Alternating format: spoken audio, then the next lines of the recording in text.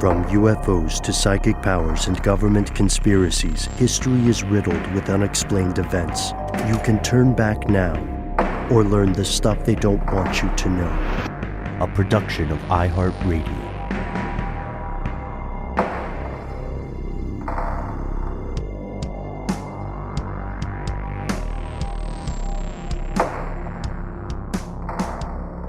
Hello, welcome back to the show. My name is Matt. My name is Noel. They call me Ben. We are joined with our guest producer, Dylan, the Tennessee Pal Fagan. Most importantly, you are you. You are here. That makes this the stuff they don't want you to know. Shout out to all of our fellow conspiracy realists who are having a little snacky poo as you're listening to tonight's program. Sustenance, as we said in previous episodes, is one of the few things that unites all living creatures. Hopefully your Marco won't bar you from consuming more calories this cycle. And that's a shout out to our parent company, Illumination Global Unlimited. Did you guys get the joke? Marco as the drone is like Marco Polo. Marco Polo. Yeah, no, reference. I caught it. As I was listening to it. You did great sound design 150 times in a row. I loved right. doing it, man. It was so fun. And I got to say, Ben, you as the narrator, classic Ben, but Matt as the Marco, freaking tour de force, man. And as he started getting more and more unhinged and that robot kind of voice kind of started creeping in. It was all written down for me. Yeah, Thank but you brought the funk, my friend. Great jobs. Great jobs. And we, of course, appreciate IGU and we appreciate you, fellow listeners, for tuning in to those programs, those advertisements that we are, by the blood price, bound to do once in a while. But yeah, tour de force with Mr. Matt Frederick, tour de force with Mr. Noel Brown. And Mr. Ben Bolin on the pen and narration. So I appreciate that, Noel. Thank you so much. And when we're talking about food here, we're talking about the ingestion of energy, caloric intake for the mammals in the crowd tonight. But ancient microbes from far beyond the days of man still need stuff to keep themselves microbing along. The giant redwoods of the western forest. So majestic. Super majestic. No hyperbole. They need water, air, nutrients from soil. Your typical college student struggling to get by on a cup of noodles. Or overeating at the commissary, whatever it is, the place where you go eat. I gained like 25 pounds in college because of that. It's all that mac and cheese and mashed potatoes, man. They'll do it. Everything needs to ingest some form of energy to continue growing and surviving. And we've talked about food a great deal in recent nights. And this evening, we're exploring something inspiring and, depending upon how things work out, terrifying. This is the future of food.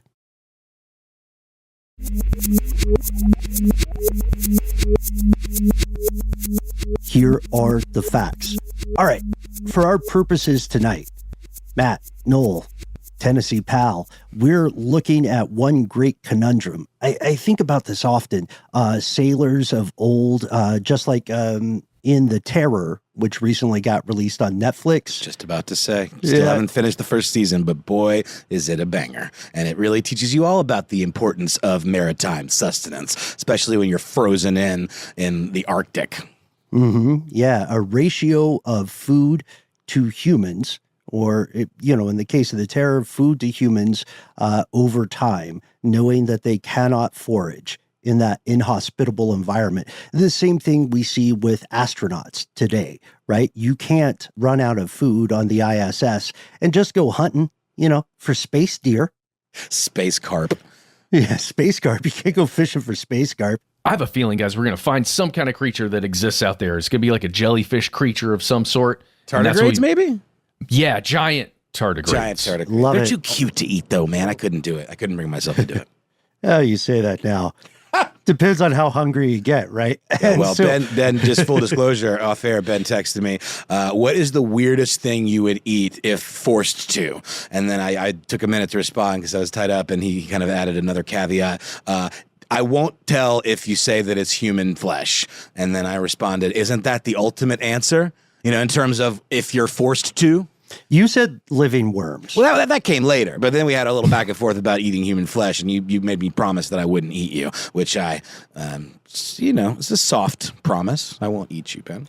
This physical trap is full of some woebetides for anyone who attempts to consume it. But I love that you bring that up.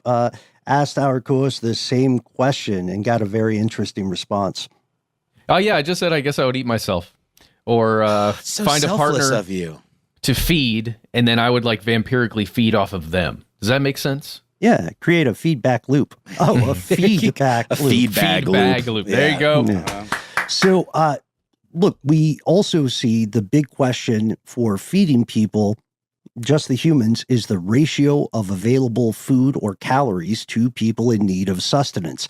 If you think about it, not to sound too hippie and woo-woo, Earth is the first spaceship that civilization is aware of. And rough news for everybody, this is the spaceship most people are stuck on for now. So if we understand the future of food, we have to understand the history of food. And that's where we get to, the fact that we're kind of in a sweet spot.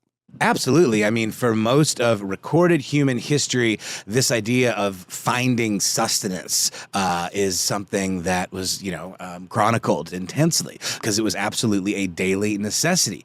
Before the advent of the incredible technological advancement that is agriculture, people were, of course, hunters and gatherers, meaning they got their food by hunting other living things while also kind of, I guess, supplementing that with herbs and plants and vegetables that grow locally without any sort of outside influence like you would start to see with the development of agriculture.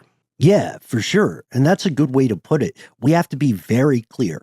If you are listening this evening, you are immensely fortunate. Your ancestors, if you are human, often ate things you wouldn't consider tasty tonight. You might not consider all of it food. Early humans were super desperate all the time. There was a starvation clock running continually. It still happens today, but it's much easier not to starve in many parts of the world. We, in fact, have strong evidence that Homo sapiens ate one another when times got tough, and indeed have done much the same in more recent incidents. Donner Party. Yeah, Leningrad. It happens, man. No one's happy about it. There are strong cross-civilization taboos against it, but it does occur, not just in a ritualistic form, but in a survival form. Check out our earlier episodes on cannibalism. Ben, what's that Stephen King short story where the doctor is stranded and he slowly starts cutting away pieces of himself to sustain his life? I think it's called Survive Style or Survivor Type, I think is maybe what it's called. I think you may be correct. Yeah. It's like a really, really effed up castaway type story. And he's got his medical bag, which includes some ability to numb himself. And to a point, he eventually runs out of that stuff. But he does kind of slowly eat away the parts of his body that are, quote unquote, expendable. Mm-hmm. Well, it's a weird thing to really think about because we humans have been around here for a while now, and we sure do seem to like killing each other for various reasons, as we talked about on the show, mostly for resources or land. But God forbid we eat each other, right? Well, if you could use your enemies as sustenance, that would probably work out pretty well for at least the winners, or even the losers, like in a battle rather than a war, right? Might work out well for everybody. But humanity figured out pretty early on that when you take part in that activity, it causes real bad things to happen within the human body that's consuming other humans, especially down the line. Yeah. Oh, wait, is that Kuru, true? For instance. Oh, yeah. Okay. Yeah. I guess I knew that to a degree. For me, I always thought it was more like a line that just humanity has decided that we refuse to cross. Because of clear physiological problems that can occur. I always thought it was more of a moralistic thing. That's really interesting. I know about Kuru and I know about some of these things, but I never really thought that was kind of front and center. Outside of ritualistic behavior, it is a last resort.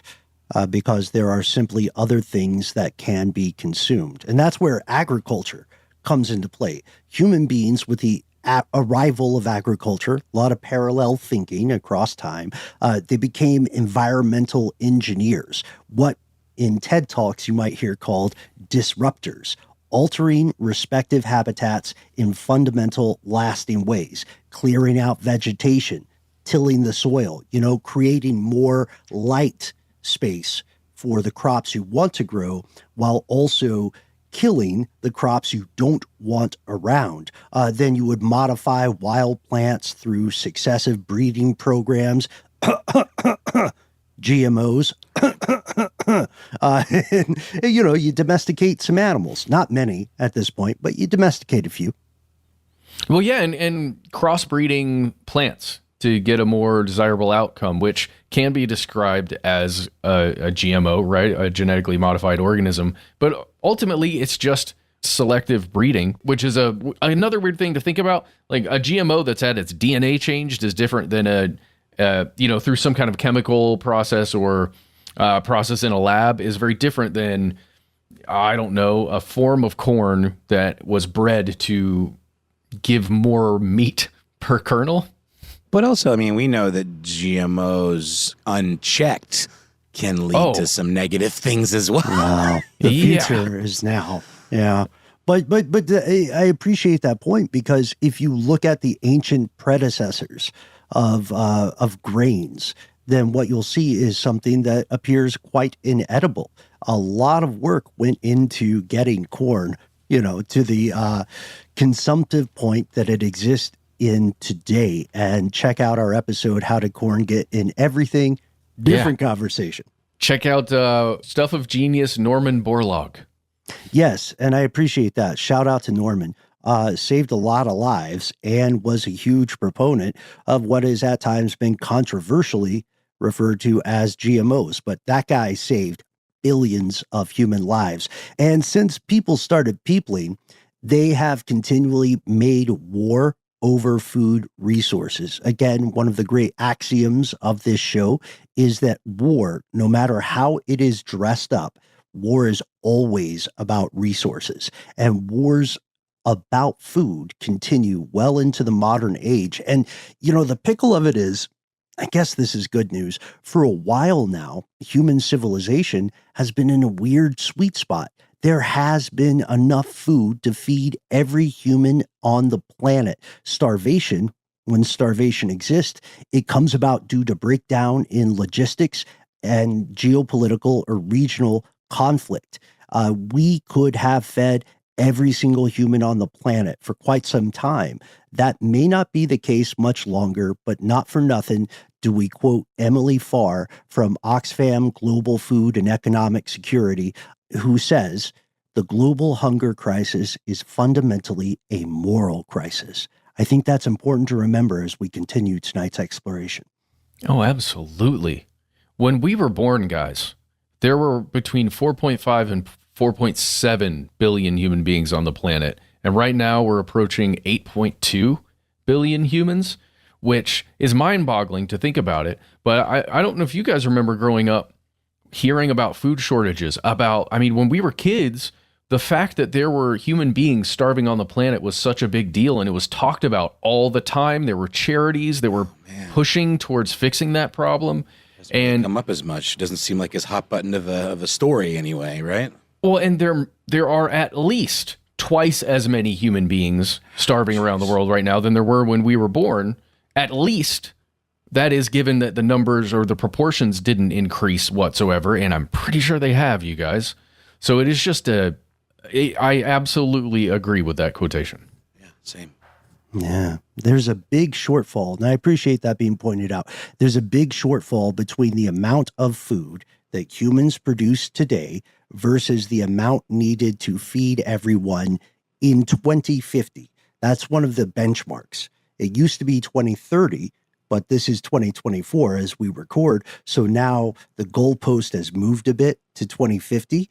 If we go to, we used to play this game all the time. We love it. If we go to the various population calculators for right now, then we see All Current Stats estimate something like 8.2 billion people on the planet.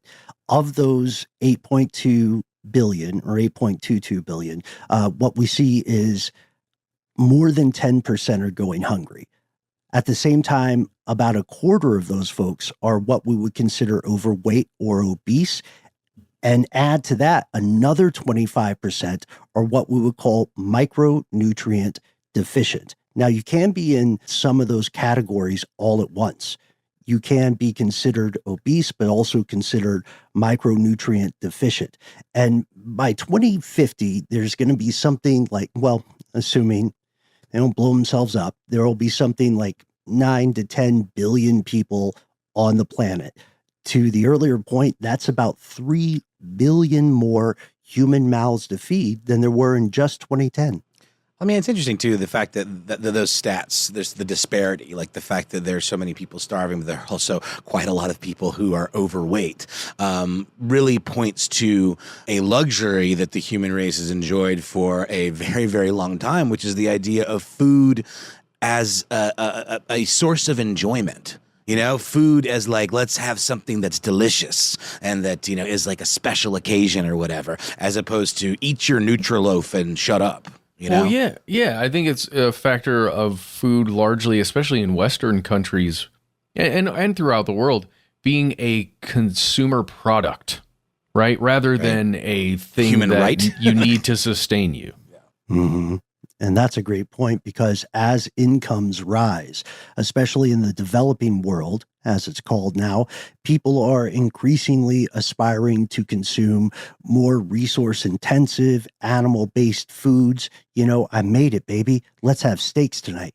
At the same time, we know that the Earth is suffering as a result of the actions of these great environmental engineers. Big agribusiness is making decisions that are profit-driven, not people nor climate-driven. And we see that there is an increased conversion of forest. More and more land is being cleared. It's endangering wildlife. What does this tell us about the future of food? Well, time for an ad break. Let's hope IGU lets us get away with this one. What do you say? Yeah.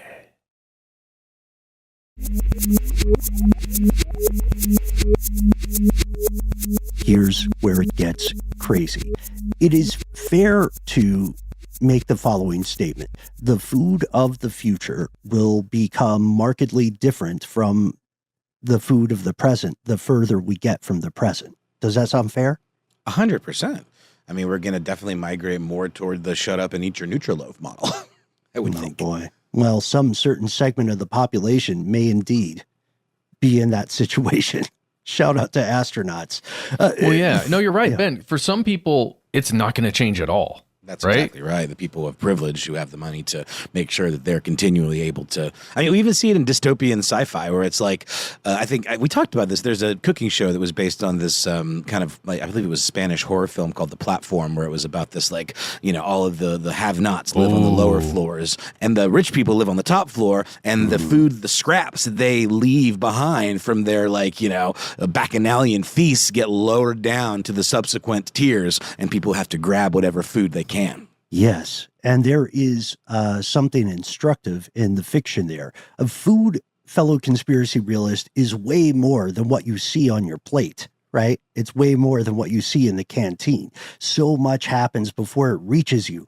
Forest cleared for fields, decimating wildlife, or decimating is a weird word in English right now, but, you know, it's bad for biodiversity. The atmosphere keeps getting warmer. The temperature just clicks up a little bit year over year.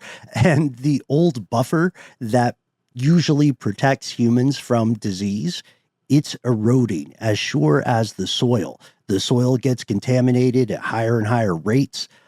I posit to you guys, this is what Orwell, Once Upon a Time, described as a double plus ungood situation. Yeah, this is like, you can just cut this out and just put it in the book where the definition is supposed to be. It's a bummer for sure. I mean, and let's maybe think of Okay, let's maybe think of it in three buckets. Let's play with the old Western title. Maybe we call it the bad, the good, and the ugly. So what do you guys think about starting off with the bad stuff first?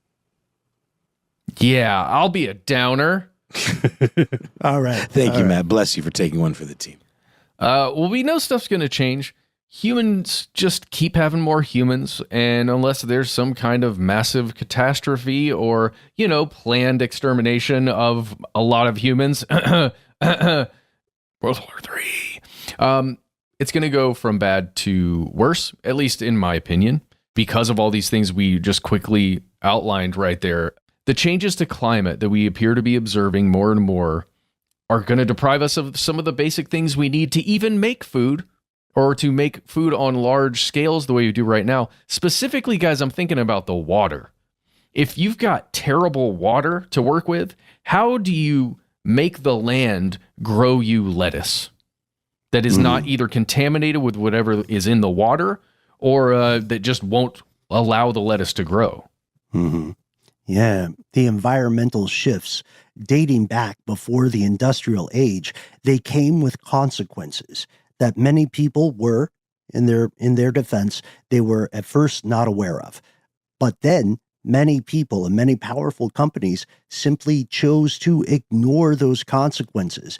As a result, to that point, the world's conventional store of arable land and potable water has continued to decrease in traditionally abundant regions. Ukraine was once upon a time called the breadbox of Europe, right? Or the breadbasket of Europe. The interior of the United States is inarguably blessed with some of the most fertile soil on the planet. And we also see, in addition to this, to that earlier point, the traditionally stable, somewhat predictable places to grow stuff, the stuff that had weather patterns you could count on, those places are increasingly unstable. The weather around them is increasingly less predictable. Yeah, I wish I remembered the name of the expert that was speaking, but I heard a piece on NPR the other day where it was an expert on food supply and food growth and talking about climate change. And his point was that in the United States currently, climate change isn't necessarily a huge factor in yield reductions of crops currently, but that doesn't mean it's not going to. But in other parts of the world, that is not the case. Mm-hmm. And it really made me think, and this point that you raised, Ben, here, about the instability of certain environments, specifically, I think, in other parts of the world that are really getting hit by climate change. It really is a bit scary. Yeah, search the Atlantic Meridional, I think is how you say it, overturning circulation.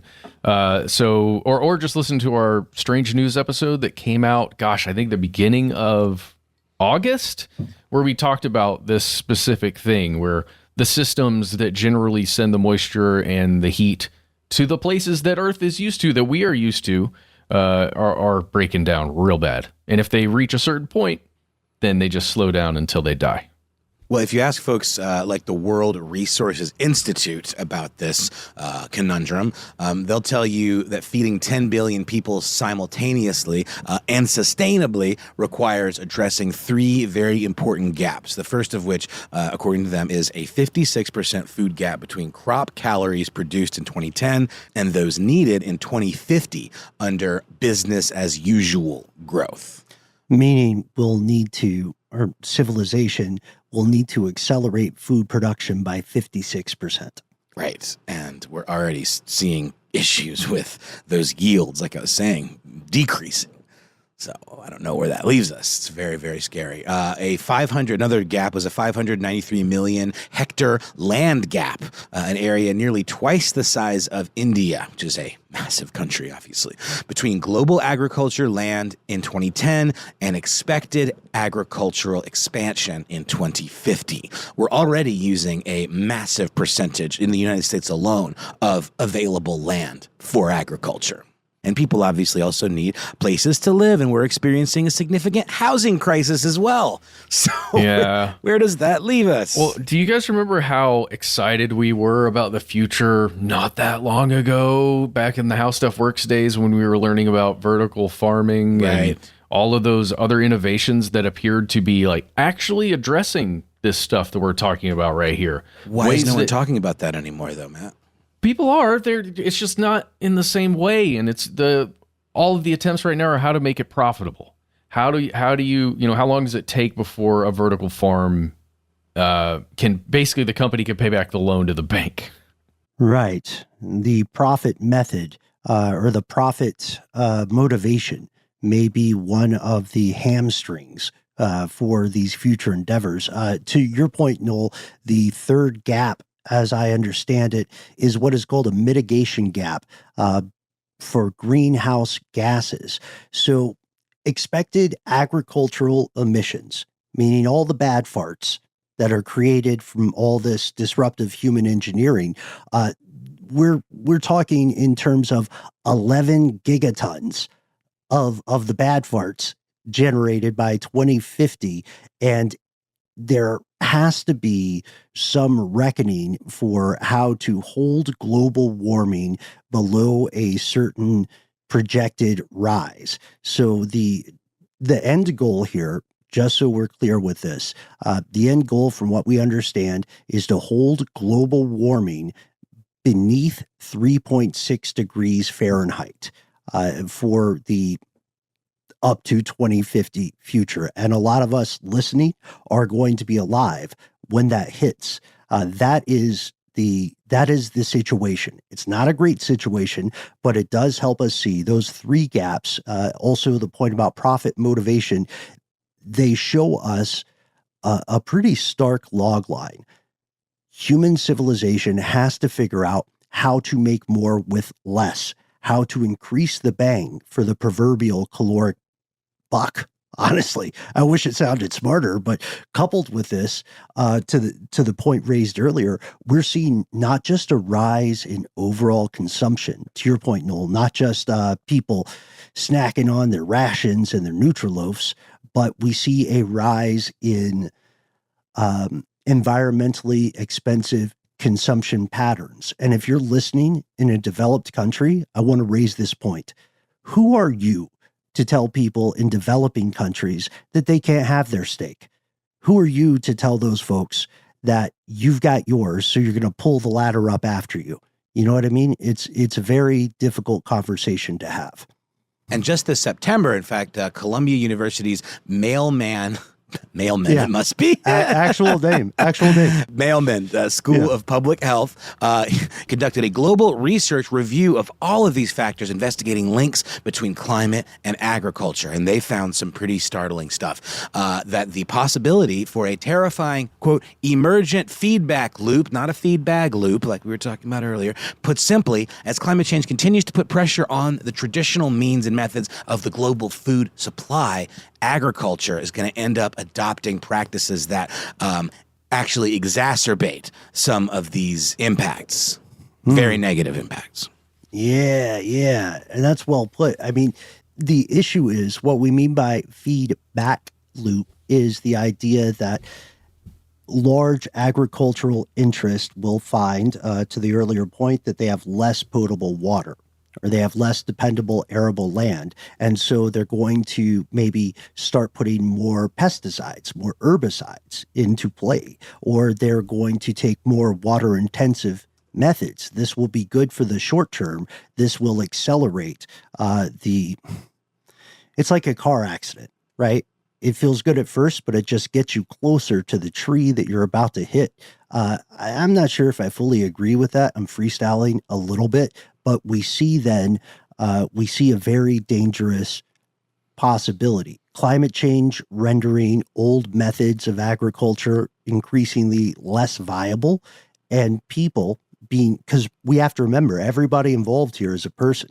The people who are dependent upon creating these agricultural or livestock products are going to have to engage in practices that might help them, for Q1 or Q4 or whatever, but will endanger their future descendants. And this is just uncomfortable. I get it. Folks, all of us tuning in, we come from all sorts of varying demographics and parts of life. And the four of us, I wouldn't say that we're hippie dudes. I wouldn't say that we're out here, claiming we don't eat anything that casts a shadow or whatever that old Simpsons joke is. But we're not being ideological. This is the science, and you can already see it happening. Desertification is a way more fun word than it should be. Yeah. Sounds like you're turning everything into cake, but in fact, you're turning everything into an arid wasteland. What is something, I'm being serious, what is something that doesn't cast a shadow? Like the part of the potato, or the potato? Puxatawny Phil on Groundhog Day when it's going to be spring for longer. No, I mean foods. I know. You could eat Puxatawny Phil, I guess, in a pinch. Tubers. Yeah, so really just like underground foods. That's true. Yeah. Mm-hmm. Carrots. And this stuff, this drought, this desertification, I would add to this also inundation of water in places where it's not supposed to flood at that time. These are all bad. Too much water can be as bad for a crop as not enough water. It's a very sensitive, tricky thing, right? So when this stuff occurs, it lowers the supply of food and it makes prices skyrocket. It's not even counting stuff like war or the diseases that are posing existential threats to various crops. Dylan beat me here. The f***ing oranges in Florida. Did you guys hear about this? Yeah, citrus canker. It's gross because it doesn't just mess with the fruit and make it drop early, makes you not want to eat it. It kills the tree. And guess what? Citrus trees take a little while to be fruitful. So if they get wiped out, you've got a nice little time frame there that you got to just sit and wait for the lemons. And if you want to be fun at parties, check out citrusindustry.net from earlier this year, where they talk about in depth how Florida orange production has plummeted 92% over the past 2 decades. One of the craziest things about this disease or plague in particular is that it's very difficult to spot early. So by the time you have found it, as someone growing a citrus orchard, it's already infected surrounding trees. This is not good news. No, and in terms of like other, popular crops that may well prove to be unsustainable, I always think about almonds and, almond milk and various nut milks or whatever, but they require so much water to produce a single almond, for your trail mix or, again, for your almond milks. I mean, I've switched to oat milk, which seems, from everything I understand, to be more sustainable, but we haven't even gotten into the water war of it all, which I know we will. But that's an important resource that is required to create all that beef, to irrigate all of those almonds. If the grocery stores close their doors and they start martial law, oh my God, Deb Perez. Yeah, there's a dystopian version of this feedback loop. First, the prices go up. And I think right now, everybody in the world is used to that. I don't see anybody saying, wow, it's great. Things are more affordable at the grocery store. But you have to think through it. We have to game it through. Second, after the prices go up, the supply begins to dwindle and we arrive at the end stage. You cannot buy the food you need, even if you have the money, because that food simply no longer exists. That's where we get to an era of protectionism. NGOs are fighting for funding and food delivery in war-torn regions of the world. Nation states are hoarding domestic produce to ensure the survival of their own residents. And then, of course, the hot wars, the kinetic stuff. It gets ugly. Luckily, there's good-ish news. I guess first we should say it's not too late. We're not trying to be alarmist.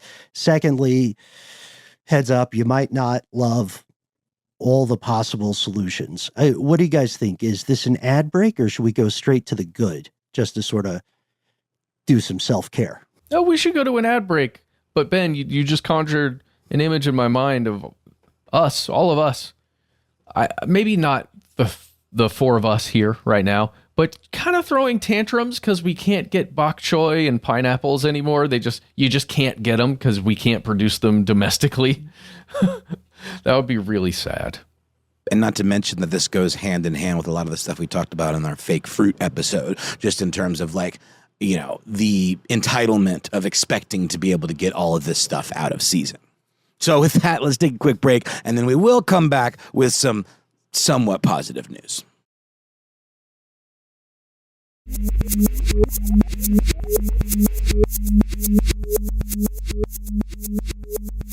And we have returned. All right, let's go with the good news. Yeah, that's what we're tuning in for here. The good news. Can we get like a sciencey sound cue? Like, oh, making progress, blah, blah, blah.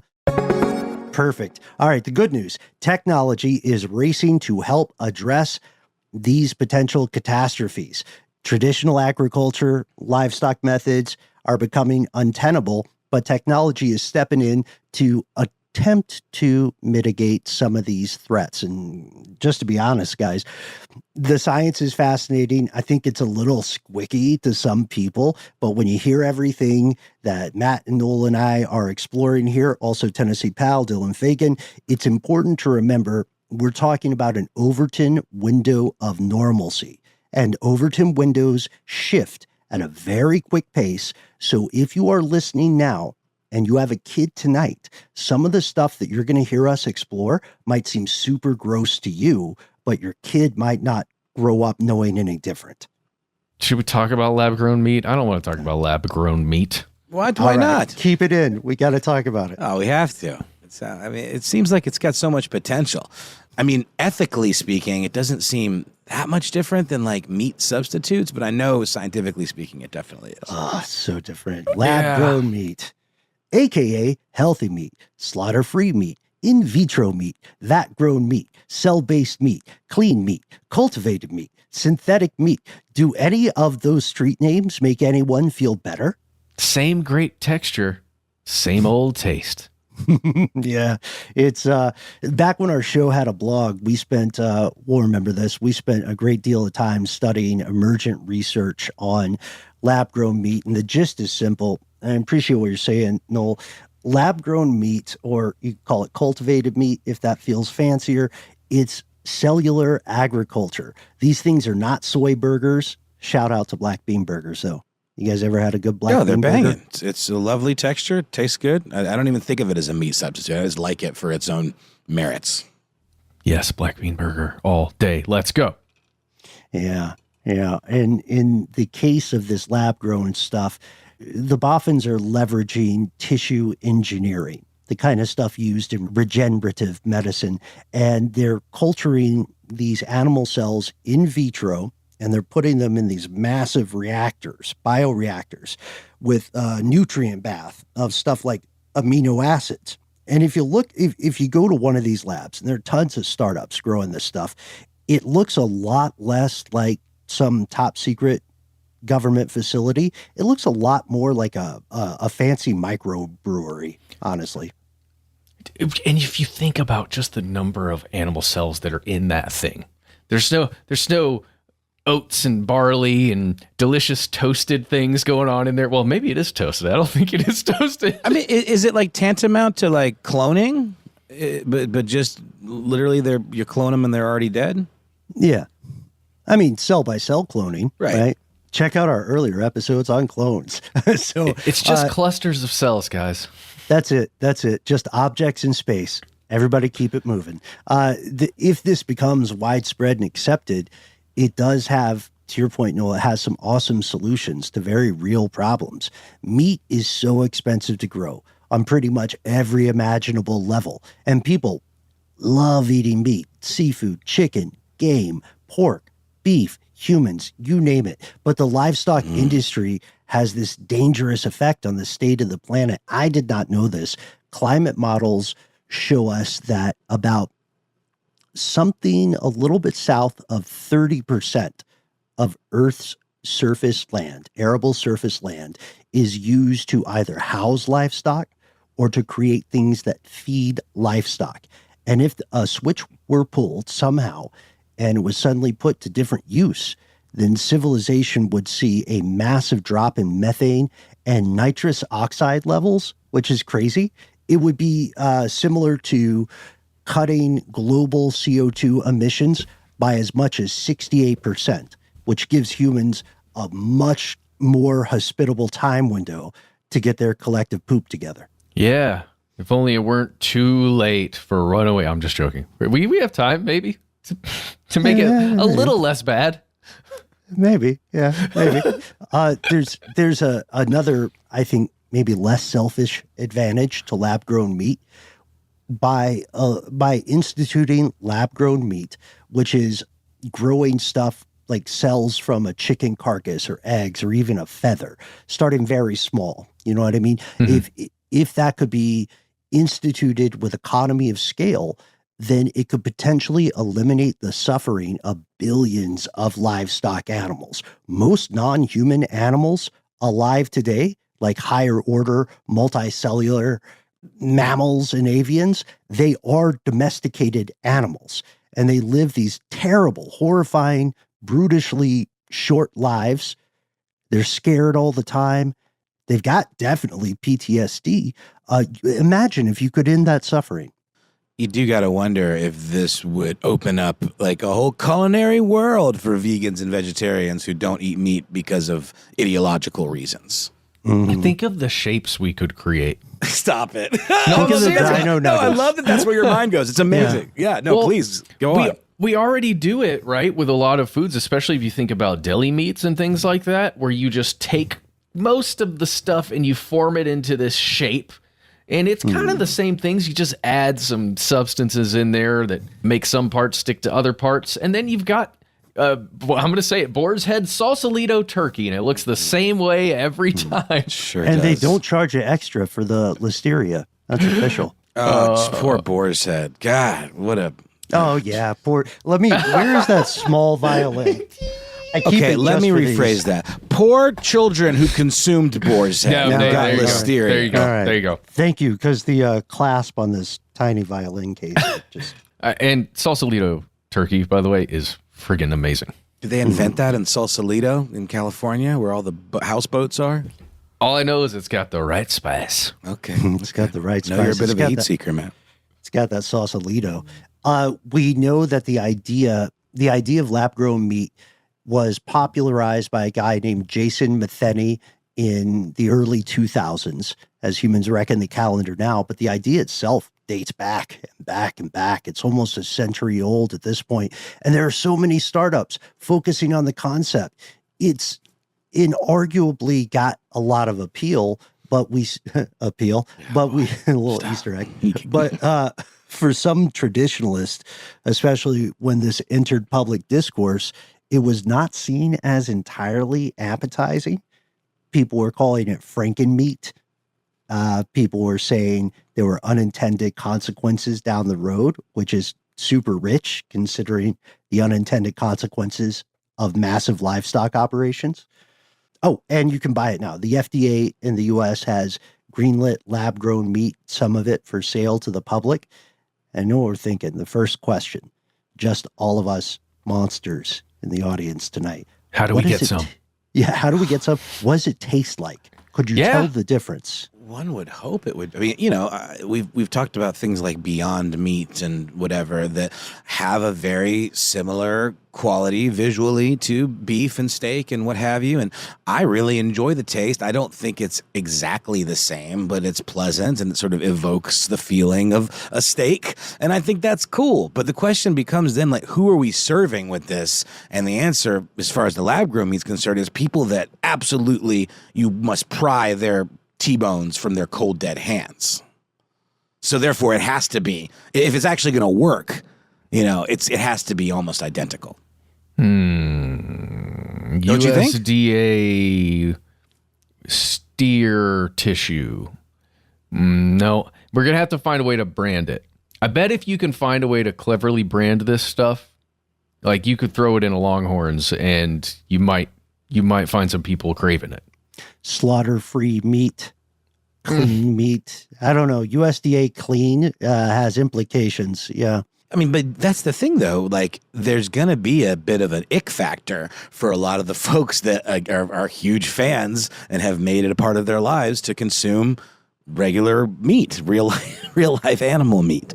They're not going to immediately be cool with this idea. immediately. Yeah, exactly. But don't you think, Ben? Don't you think there's going to be a lot of folks that, America in particular, we know people are pretty averse to change.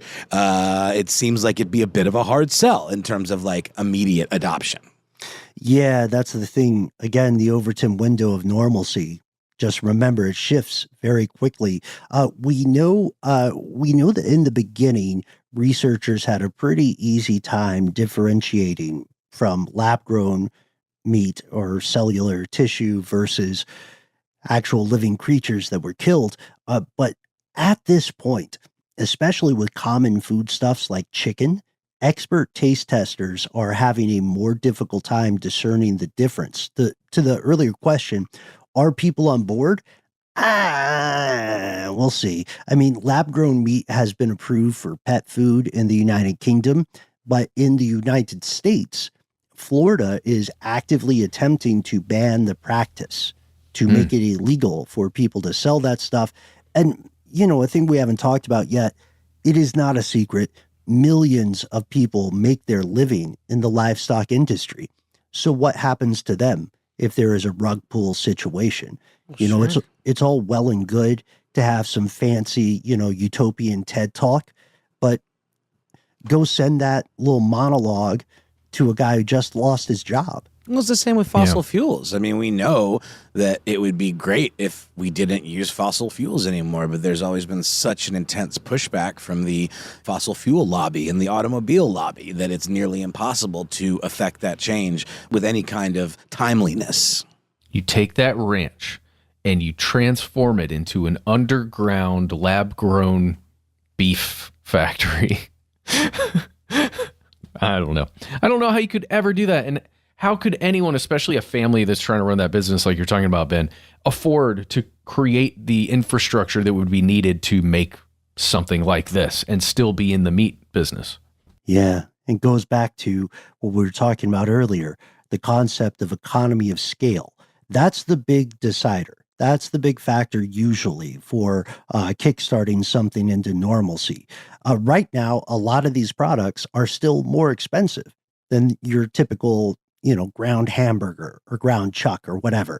However, as time wends on, WENDS, that may no longer be the case.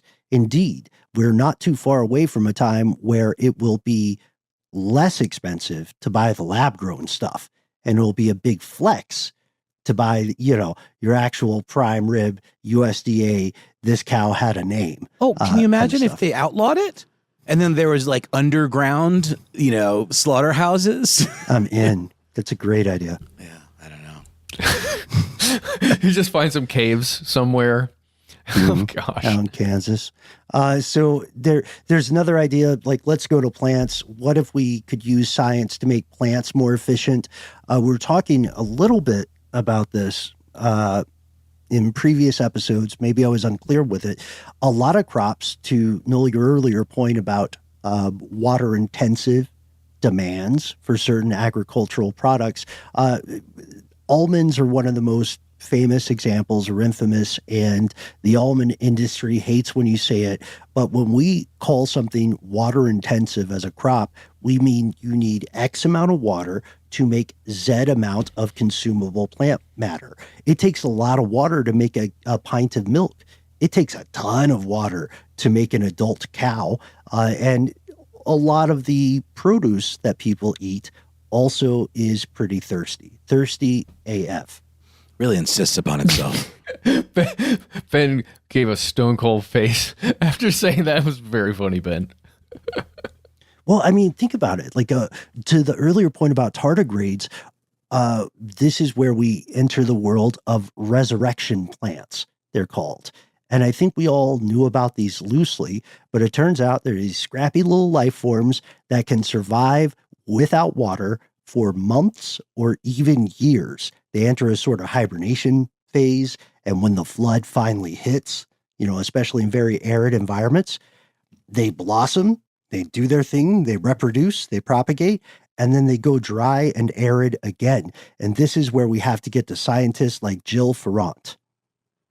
Yeah, Jill Ferrant's a molecular physiologist based at the University of Cape Town in Cape Town, South Africa.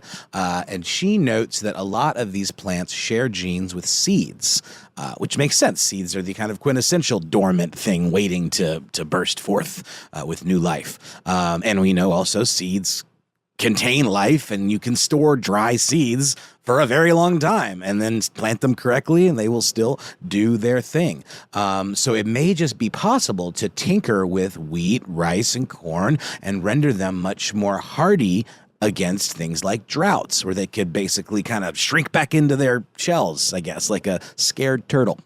And Ben, you found this quote from Jill that this is astounding to me. Quote, resurrection plants can survive the loss of over 90% of their cellular water. And she says, as my research started, I quickly realized that these plants were using mechanisms of protection used by seeds to tolerate extreme water loss. They could, in essence, rewire seed-specific genes to be able to use them in their leaves and roots to survive drought. That blows my mind, you guys. I had no idea about these resurrection plants until reading through some of the research for this episode.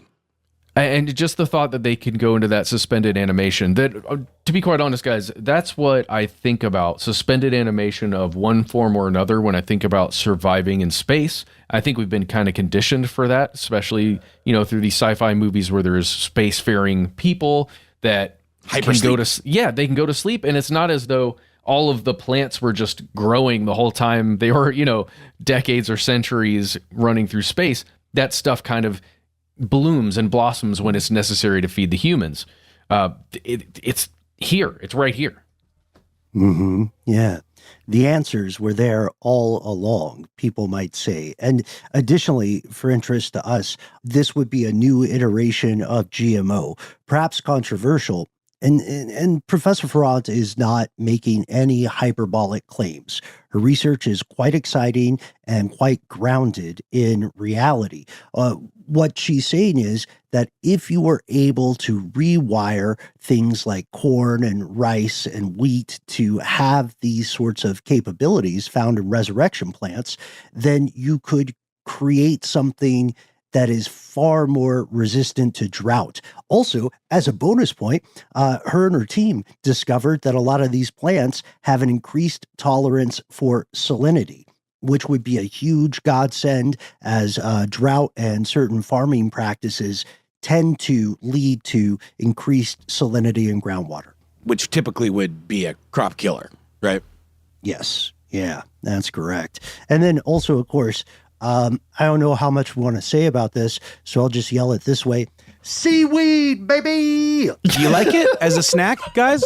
What's your Seaweed's take on? Amazing. Bro. I love it. I think it tastes yummy. I love it as a wrap for fish, for sushi. It's just such a nice little salty flavor with a little bit of fishiness and a nice snap to it. And I think there's so many fun ways you can eat it. The sheets, I'll just eat the sheets, or as little seaweed kind of crunchy snacks that you can get at like certain Asian markets. But man, it's chock full of nutrients and calories, and it's very plentiful. That was one of my son's favorite snacks growing up, were those little individual ones from H Mart that you just can open a packet, go through them, and you're done. I could not stand them, and I don't know why. I need to reintroduce myself, I think. Do you have a preferred seaweed dish or delivery system? No. Besides some sushi every once in a while. Do you like hand rolls, Matt, where it's a big old kind of cone of seaweed full of rice and fish? I do like that. I think it's the texture and taste of seaweed alone that gets me. Yeah. Well, hopefully, if this professor's work checks out, then you won't have to resort to seaweed. You'll have rice, corn, anything that can carry this improvement. It'll be the same stuff, just far less likely to die in the wake of a changing world. And now we get to the ugly. We've told you the bad. We've told you the good. There's a lot of stuff that's still technically, I feel like I'm bragging about the naked mole rat at this point. It technically counts as good news, but it is weird enough to qualify as ugly for a lot of people. Would you guys eat insects? Absolutely, and I have. And you have, yeah. Maybe not intentionally, but yeah, definitely. No, I have intentionally. It's actually, you can get crickets as a topping at some taquerias, around the country. And I've had them, and I've also had like black ants and things like that. And they're full of protein, and they've got a nice crunch to them. And it's really just, their chitinous little bodies aren't too different from that kind of snap of the seaweed sheet, And I really do think if you roast them correctly and you season them correctly, absolutely no reason to be squigged out by it. For me, anyway. Yeah, I got some frozen yogurt with my son as an early celebration of his birthday yesterday.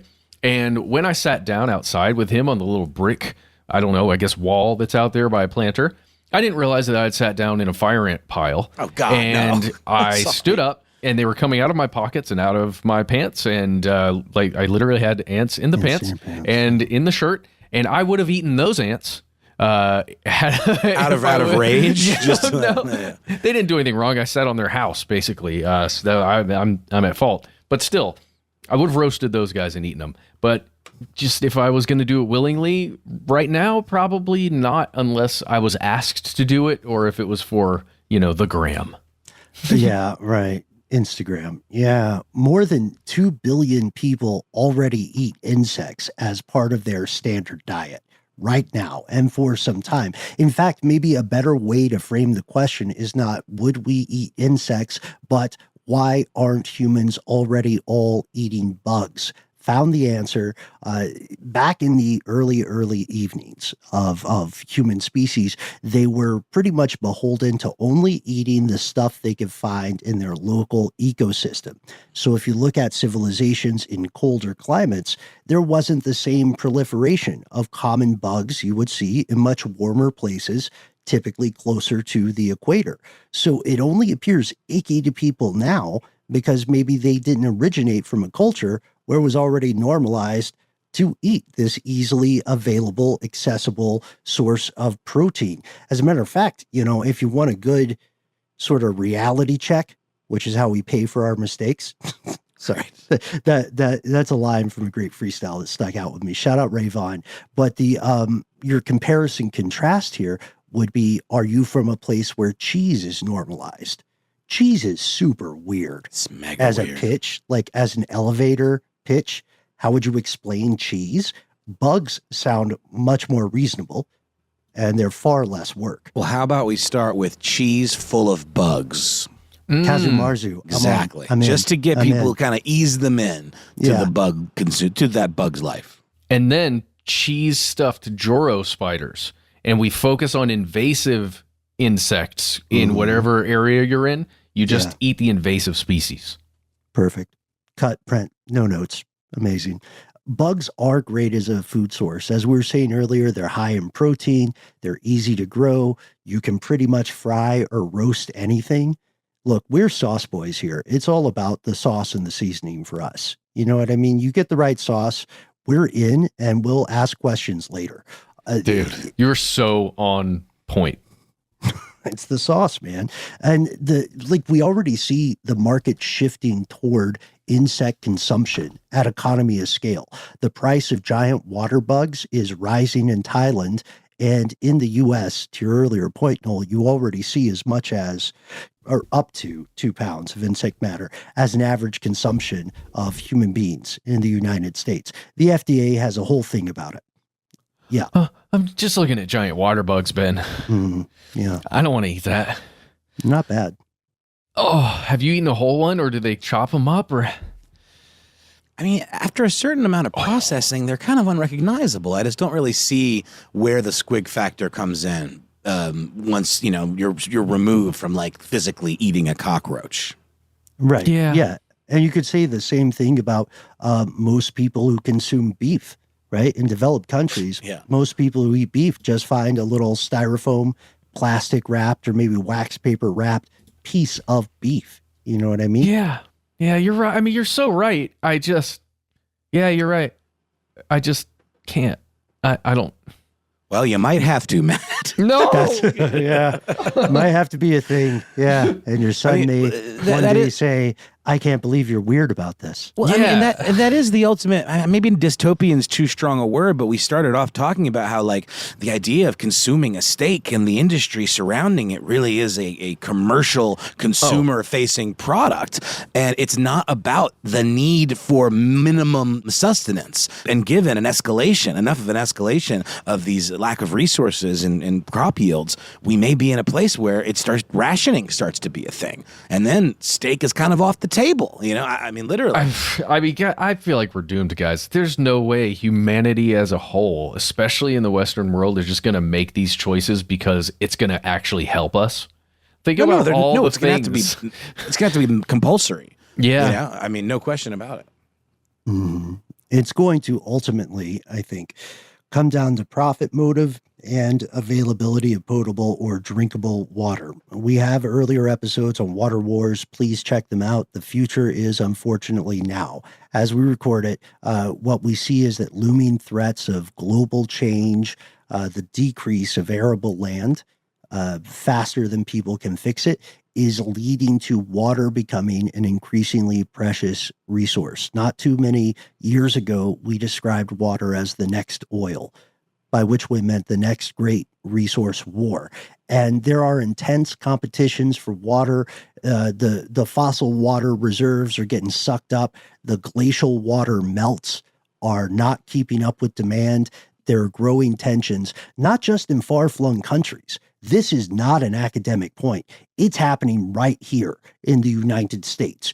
You should be concerned. People are scared, and rightly so, because this gets us to one of the things we were dancing around, widdershins, at the beginning of this episode.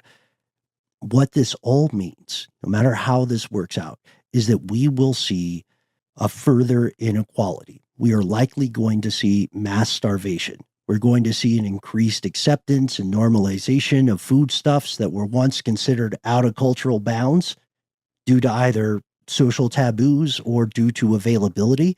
And then we're going to see inequality. Like the best, most exclusive steakhouses are going to become known for natural grown meat. It'll become a luxury only afforded to the wealthy. Yeah, like ortolans, like you have to consume illegally in some sort of smoky back room, that's like Marquis de Sade type vibes. I mean, it really, I can already picture it. But guys, do you think that this kind of impending doom that we're talking about here, not to be too hyperbolic, is what causes the existence of things like preppers and folks that are, stockpiling tinned meat and fish and, ready to eat meals and things like that? Yeah, I think all of us can see it coming, right? Some people are taking action now. I have a lot of respect for people who are doing that kind of stuff, and especially people who are growing their own food right now, who use the pandemic times to really switch their life up and start growing their own stuff. Absolutely. I didn't do that. I should have. I kick myself every morning that I didn't do that, but I've got to get started at some point soon. We all kind of have to if you can, because that's one way to at least stopgap a little bit of this stuff from directly impacting you in the same way it impacts everybody, the whole, right? I don't know. I think so. I agree. One last thing is, I just saw you were talking, Ben, and I saw a picture of the future Elysium United States thing, and I connected up a couple things. What did we say the area in the U.S. that's going to be the best to survive in the next couple of decades? Wasn't it like the Great Lakes area? Something about right. that? And then I thought about the slogan, Make America Great Again. And then I thought about the great states of America, which becomes like the Elysium area surrounding the Great Lakes, where all of the most wealthy people live and sustain themselves. And then the rest of us are down here. I can see it too, man. Mm-hmm. Mm-hmm. Yeah. And as odd as it may sound, this is not out of bounds. We also have to consider the people who are making traditional crops or livestock products, the folks who are making increasingly niche things. They may themselves, due to this inequality, not be able to afford the things they actually create. And that sounds bonkers until we consider this is already happening happening in places that produce coffee or chocolate. You don't have to look far to see it. There are videos aplenty. A couple went viral of people who've spent their lives working on cocoa farms and then been able to taste chocolate for the first time, and they're amazed. For some of us who may have lived in Central America, you know that in coffee producing regions, a lot of people are busting their humps all day and they're making these super expensive, fancy pants coffee beans. But if you go to their homes, they're only able to afford powdered instant Nescafe. And there's nothing wrong with that. Get your coffee if you like your coffee. But also, if you are making a thing, what does it say about society that you cannot afford the thing you make? Yeah, it's not right. And I mean, it does, again, point to this whole luxury economy accent on, economy, just in terms of capitalism. And just that's what creates those kind of divides. I don't know. I just feel like we may get to a point sooner than we realize where those choices are no longer going to make any kind of sense. And there's going to have to be like a reckoning. Yeah. And there's already a ton of stuff they don't want you to know about the world of food. As we record this evening, technology is racing to answer questions civilization frankly spent too long ignoring. And we have to ask, what do you see as the future of food? And yes, folks, we know the world would objectively be in better shape if everyone was suddenly vegetarian, but we want to hear your thoughts. So please hit us up. We're in the thick of it right with you. We try to be easy to find online. Boy, do we ever. You can find us at the handle Conspiracy Stuff, where we exist on YouTube, where we have video content galore for you to enjoy, on X, FKA, Twitter, and on Facebook, where we have our Facebook group, Here's Where It Gets Crazy. On Instagram and TikTok, we are Conspiracy Stuff Show. Do you like calling people? Why not call us? Our number is 1-833-STDWYTK. When you call in, why don't you answer this question? What's the weirdest thing you would conceivably eat if you had to do so? And tell us your answer to that question. Also, give yourself a cool nickname and let us know if we can use your name and message on the air. If you've got more to say than can fit in that 3-minute message, why not instead send us a good old-fashioned email? We are the entities that read every piece of correspondence we receive. We love it when you reach out and touch us through your words. Answer that question. Also give us, and full disclosure, folks, that's the question I asked Noel and Matt separately because I didn't want to mess with the results. But let us know. We are here at the campfire together. You can venture a bit further out. Be aware yet unafraid. Sometimes the void writes back. So join us in the dark. Conspiracy at iHeartRadio.com.